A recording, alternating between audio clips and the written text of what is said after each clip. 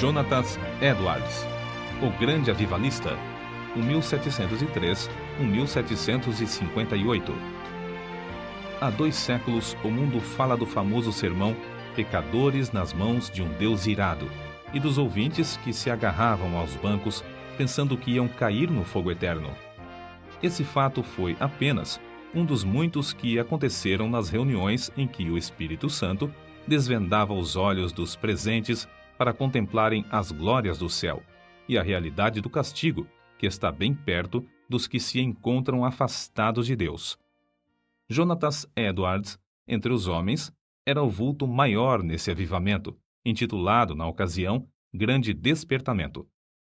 Sua vida é um exemplo destacado de consagração ao Senhor para o desenvolvimento maior do intelecto e, sem qualquer interesse próprio, de deixar o Espírito Santo usar o mesmo intelecto como instrumento nas suas mãos. Amava a Deus não somente de coração e alma, mas também de todo o entendimento. Sua mente prodigiosa apoderava-se das verdades mais profundas. Contudo, sua alma era, de fato, um santuário do Espírito Santo. Sob aparente calma exterior, ardia nele o fogo divino, como um vulcão. Os crentes atuais devem a esse herói, graças à sua perseverança em orar e estudar sob a direção do Espírito, a volta às várias doutrinas e práticas da igreja primitiva. Grande foi o fruto da dedicação do lar em que Edwards nasceu e se criou. Seu pai foi o amado pastor de uma só igreja durante um período de 64 anos. Sua piedosa mãe era filha de um pregador que pastoreou uma igreja durante mais de 50 anos. Das 10 irmãs de Jonatas, 4 eram mais velhas do que ele e 6 mais novas. Muitas foram as orações que os pais ofereceram a Deus para que o único e amado filho fosse cheio do Espírito Santo e que se tornasse grande perante o Senhor. Não somente oravam assim, fervorosa e constantemente, mas mostravam-se igualmente zelosos em criá-lo para Deus. As orações, à volta da lareira, os estimularam a se esforçarem, e seus esforços redobrados os motivaram a orar mais fervorosamente. O ensino religioso e permanente resultou em Jonatas conhecer intimamente a Deus, quando ainda criança. Quando Jonatas tinha 7 ou 8 anos, houve um despertamento na igreja de seu pai, e o menino acostumou-se a orar sozinho, 5 vezes, todos os dias, e a chamar outros da sua idade para orarem com ele. Citamos aqui as suas palavras sobre esse assunto. A primeira experiência de que me lembro de sentir no íntimo a delícia de Deus e das coisas divinas foi ao ler as palavras de 1 Timóteo, capítulo 1, versículo 7. Ora, ao Rei dos séculos, imortal e invisível, ao único Deus, seja honra e glória para todo sempre. Amém. Sentia a presença de Deus até arder o coração e abrasar a alma de tal maneira que não sei descrevê-la. Gostava de passar o tempo olhando para a lua e, de dia, contemplar as nuvens e os céus. Passava muito tempo observando a glória de Deus, revelada na natureza, e cantando as minhas contemplações do Criador e Redentor. Antes, me sentia demasiado assombrado ao ver os relâmpagos e ouvir o troar do trovão. Porém, mais tarde, eu me regozijava ao ouvir a majestosa e terrível voz de Deus na trovoada. Antes de completar 13 anos, iniciou seu curso em Yale College, onde, no 2º ano, leu atentamente Ensaio sobre o Entendimento Humano, a famosa obra de Locke. Vê-se, nas suas próprias palavras acerca dessa obra, o grande desenvolvimento intelectual do moço. Achei mais gozo nisso do que o mais ávido avarento em ajuntar grandes quantidades de ouro e prata de tesouros recém-adquiridos. Edwards, antes de completar 17 anos, diplomou-se no Yale College, com as maiores honras.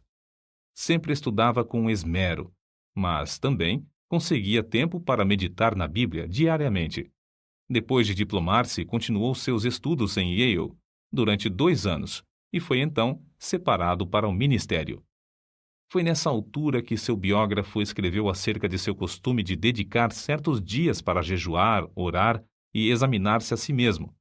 Acerca da sua consagração, com a idade de 20 anos, Edwards escreveu: Dediquei-me solenemente a Deus, e o fiz por escrito, entregando a mim mesmo e tudo o que me pertencia ao Senhor, para não ser mais meu qualquer sentido, para não me comportar como quem tivesse direitos de forma alguma, travando, assim, uma batalha com o mundo, a carne e Satanás, até o fim da vida. Alguém assim se referiu a Jonatas. Sua constante e solene comunhão com Deus, em secreto, fazia com que o rosto dele brilhasse perante o próximo, e sua aparência, semblante, palavras e todo o seu comportamento eram acompanhados de serenidade, gravidade e solenidade. Aos 24 anos, casou-se com Sarah Pierrepont, filha de um pastor, e desse enlace nasceram, como na família do pai de Edwards, 11 filhos. Por ocasião do grande despertamento, ao lado de Jonatas Edwards, estava o nome de Sarah Edwards, sua fiel esposa e ajudadora em tudo. Tal qual seu marido, ela nos serve como exemplo de rara intelectualidade. Profundamente estudiosa, inteiramente entregue ao serviço de Deus, ela era conhecida por sua santa dedicação ao lar, pelo modo de criar seus filhos e pela economia que praticava, movida pelas palavras de Cristo, para que nada se perca. Mas, antes de tudo, tanto ela como seu marido eram conhecidos por suas experiências com a oração. Faz-se menção, destacada, de um período de 3 anos, especialmente, durante o qual, apesar de gozar de perfeita saúde, ficava repetidas vezes sem forças por causa das revelações do céu. A sua vida inteira foi de intenso gozo no Senhor. Jonatas Edwards costumava passar 13 horas todos os dias, estudando e orando. Sua esposa também o acompanhava na oração, diariamente. Depois da última refeição, ele deixava toda a lida a fim de passar 1 hora com a família. Mas que doutrinas a igreja havia esquecido e que Edwards começou a ensinar e a observar de novo com manifestações tão sublimes? Basta uma leitura superficial para descobrir que a doutrina a qual deu mais ênfase foi a do novo nascimento, apresentando-a como uma experiência certa e definida, em contraste com a ideia da Igreja Romana e de várias denominações. O evento que marcou o começo do grande despertamento foi uma série de sermões feitos por Edwards sobre a doutrina da justificação pela fé, que fez os ouvintes sentirem a verdade das Escrituras. O foco de seus sermões era de que toda a boca ficará fechada no dia do juízo, e que não há coisa alguma que, por um momento, evite que o pecador caia no inferno, senão o bel prazer de Deus. É impossível avaliar o grau do poder de Deus derramado para despertar milhares de almas para a salvação, sem primeiro nos lembrarmos das condições das igrejas da Nova Inglaterra e do mundo inteiro nessa época. Quem, até hoje, não se admira do heroísmo dos puritanos que colonizaram as florestas da Nova Inglaterra? Passara, porém, essa glória e a igreja, indiferente e cheia de pecado, encontrava-se face ao maior desastre. Parecia que Deus não queria abençoar a obra dos puritanos, obra que existiu unicamente para a sua glória. Por isso, no mesmo grau em que havia coragem e ardor entre os pioneiros, houve entre os filhos perplexidade e confusão. Se não pudessem alcançar de novo a espiritualidade, só lhes restava esperar o juízo dos céus. O famoso sermão de Edwards, Pecadores nas mãos de um Deus irado, merece menção especial. O povo, ao entrar para o culto, mostrava um espírito leviano e mesmo de desrespeito diante dos 5 pregadores que estavam presentes. Jonatas Edwards foi escolhido para pregar. Era homem de 2 metros de altura. Seu rosto tinha aspecto quase feminino e o corpo magro de jejuar e orar. Sem quaisquer gestos, encostado num braço sobre a tribuna, segurando o manuscrito na outra mão, falava com voz monótona. Discursou sobre o texto de Deuteronômio, capítulo 32, versículo 35, ao tempo em que resvalar o seu pé. Depois de explicar a passagem, acrescentou que nada evitava, por um momento, que os pecadores caíssem no inferno, a não ser a própria vontade de Deus, que Deus estava mais encolerizado com alguns dos ouvintes do que com muitas pessoas que já estavam no inferno, que o pecado era como um fogo encerrado dentro do pecador e, com a permissão de Deus, pronto a transformar-se em fornalha de fogo e enxofre, e que somente a vontade do Deus indignado os guardava da morte instantânea. Prosseguiu então, aplicando o texto ao auditório. Aí está o inferno com a boca aberta. Não existe coisa alguma sobre a qual vós vos possais firmar e segurar. Entre vós e o inferno existe apenas a atmosfera. Há atualmente nuvens negras da ira de Deus pairando sobre vossas cabeças, predizendo tempestades espantosas com grandes trovões. Se não existisse a vontade soberana de Deus, que é a única coisa para evitar o ímpeto do vento até agora, seríeis destruídos e vos tornaríeis como a palha da eira. O Deus que vos segura na mão sobre o abismo do inferno, mais ou menos como o homem segura uma aranha ou outro inseto nojento sobre o fogo durante um momento, para deixá-lo cair depois, está sendo provocado em extremo. Não há que admirar se alguns de vós, com saúde e calmamente sentados aí nos bancos, passarem para lá antes de amanhã.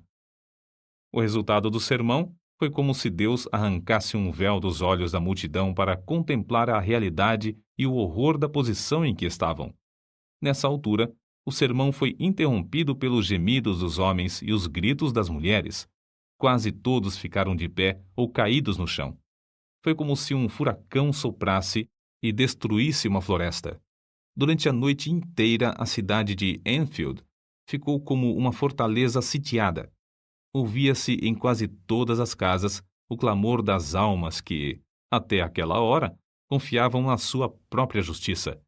Esperavam que, a qualquer momento, o Cristo descesse dos céus com os anjos e apóstolos ao lado, e que os túmulos entregassem os mortos que neles havia. Tais vitórias contra o reino das trevas foram ganhas de joelhos.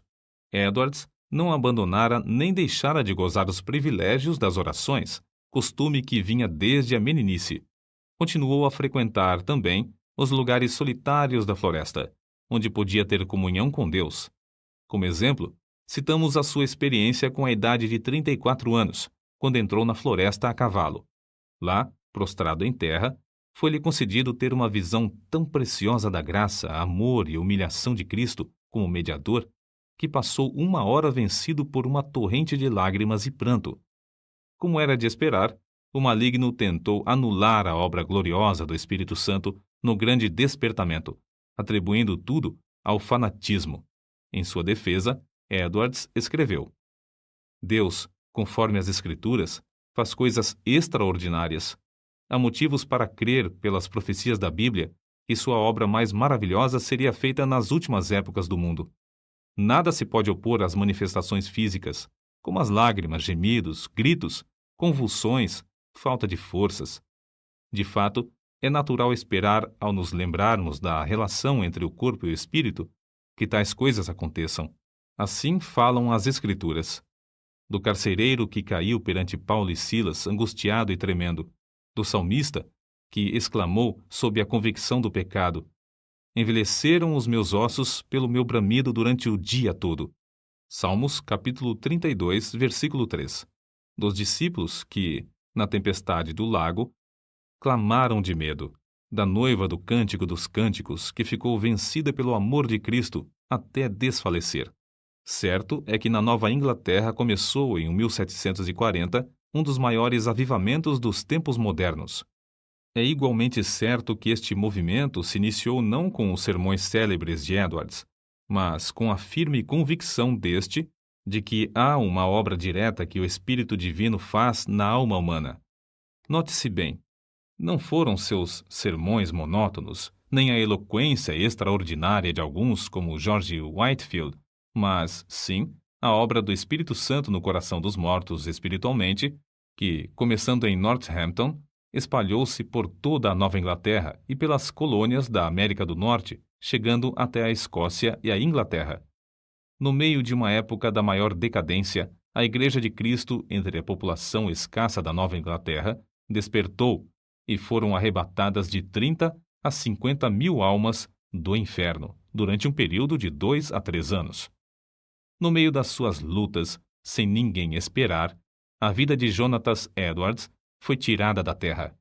Apareceu a varíola em Princeton, e um hábil médico foi chamado da Filadélfia para inocular os estudantes.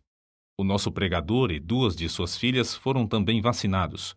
Na febre que resultou, as forças de nosso herói diminuíram gradualmente até que, um mês depois, faleceu. Assim diz um de seus biógrafos. Em todo o mundo onde se falava o inglês, era considerado o maior erudito desde os dias do apóstolo Paulo ou de Agostinho. Para nós, a vida de Jonatas Edwards é uma das muitas provas de que Deus não quer que desprezemos as faculdades intelectuais que Ele nos concede, mas que as desenvolvamos, sob a direção do Espírito Santo, e que as entreguemos desinteressadamente para o seu uso.